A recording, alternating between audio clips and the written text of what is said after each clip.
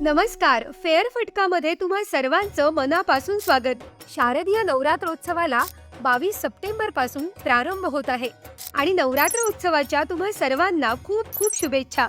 नवरात्रोत्सव म्हणजे देवीच्या शक्तीचं, भक्तीचं आणि श्रद्धेचं पर्व. दरवर्षी आपण हा उत्सव 9 दिवस साजरा करतो, पण यंदा एक विशेष योग आला आहे. नवरात्र यंदा 10 दिवसांचा आहे. हे कसं झालं तर मंडळी, पंचांगानुसार पितृपक्ष हा 15 दिवसांचा असतो, मात्र यावर्षी पितृपक्ष 14 दिवसांचा आलाय, कारण एका तिथीची म्हणजेच तृतीयेची वृद्धी झालीय. आता ही वाढलेली तृतीया थेट नवरात्रात आली आणि त्यामुळे यावर्षी नवरात्र उत्सव 9 नव्हे तर 10 दिवसांचा होणार आहे. नवरात्र उत्सवातील तृतीयेची तिथी 24 आणि 25 सप्टेंबरला अशी 2 दिवस आली आहे, तर हा योग 27 वर्षांपूर्वी आला असल्याचं म्हटलं जात आहे. नवरात्रात एखाद्या तिथीची वृद्धी होणं हे अतिशय शुभ मानलं जातं, कारण हा योग चंद्राच्या कलेवर अवलंबून असतो. 10 दिवस देवीच्या विविध रूपांची उपासना आणि त्यात खास वृद्धीची तृतीया.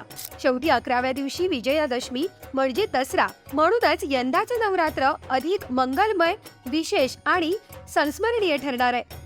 तर ही माहिती तुम्हाला कशी वाटली आम्हाला नक्की सांगा आणि तुमच्या भागात नवरात्रोत्सव कसा साजरा होतो हे जाणून घ्यायलाही आम्ही उत्सुक आहोत. अशाच नवनवीन माहितीपूर्ण व्हिडिओसाठी बघत रहा फेअर फटका.